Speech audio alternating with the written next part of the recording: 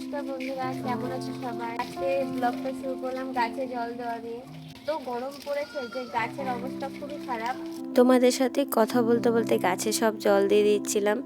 আর তোমরা একটু প্লিজ আমার ভয়েসটাকে একটু ইগনোর করবে, কারণ আমার গলা ভেঙে গেছে, ঠান্ডা লেগেছে খুব, ওই জন্য এরকম। আর এই যে এই সেট আপটা দেখতে পাচ্ছ না, এইটা সেদিন যে ভিডিওটা আমি ছেড়েছিলাম তারই সেট আপ।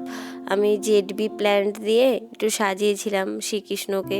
দেখো, আমার কাছে তো খুবই ভালো লেগেছে, তোমাদের কাছেও মনে হয় খুবই ভালো লাগবে।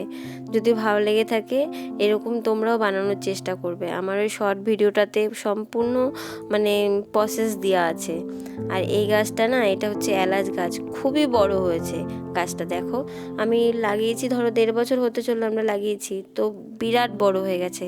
এত বড় হয়েছে যে কি বলবো তোমাদেরকে, আমি মনে হয় 2 হাত দিয়ে ধরতেও পারবো না। আজকে না আমি আমার বাড়ির ম্যাক্সিমাম গাছ যা আছে সব গাছগুলো তোমাদেরকে দেখাবো। এত গাছ আছে যে 2 ট্যাঙ্কি জল দিয়েও গাছে জল দেওয়া শেষ হয় না, তারপরেও আবার জল দিতে হয়। তোমরা জানো আমি নতুন নতুন ব্লগ করা শিখেছি, অতটাও ভালোভাবে পারি না সব কিছু করতে, তাও একটু চেষ্টা করছি।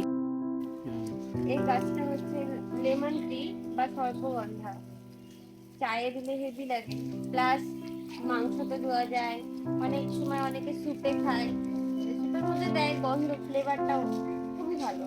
আর এরকম এগুলো হচ্ছে সব বোম্বাই লঙ্কা। ফুল পাপড়িটা নাই। হ্যাঁ, এটা দিয়ে ঠোকাটাই যে সে একটা ফুটে, এখন তো বিকেল বেলা তাই বোঝা যাচ্ছে না অতটা ঠিক করে। এই যে এটা গিয়ে যে ডান্ডি থেকে এসে তারপরে যে ঝুমকো, ঝুমকো বলে।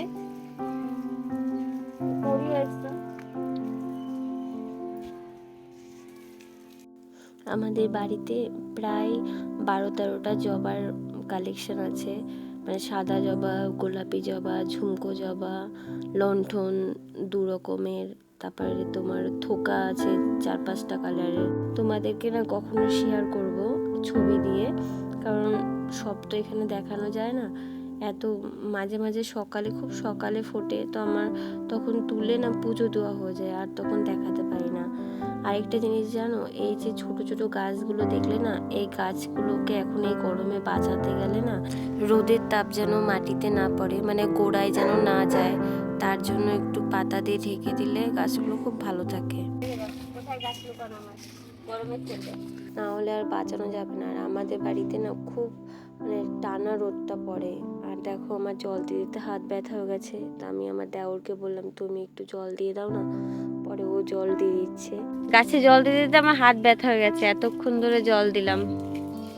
এখন এই যে এনার পালা জল দেওয়ার। বাবা, সবে ওইখান থেকে আসলাম, দেওয়া শুরু করলাম, ওই বুঝতে পারছো হয়তো, ওই সামনে থেকে শুরু করেছি, এখনো জাস্ট এইটুকুনি ডান, এখনো তো এই যে এতটা বাকি, এই পাশ থেকে সব আছে। ও জল দিক, চলো আমি না তোমাদের একটু আমাদের বাড়ির কাঁঠাল দেখাই। দেখো, অনেকগুলো কাঁঠাল হয়েছে। আজকে না আমার আর জল দেওয়া হবে না, অলরেডি 2 ঘন্টা হয়ে গেছে, আরো দিতে হবে। আজকের মতো ব্লগটা এখানে শেষ করছি। কেমন লাগলো অবশ্যই জানিও, ভালো লাগলে লাইক কমেন্ট করে দিও। Thank you.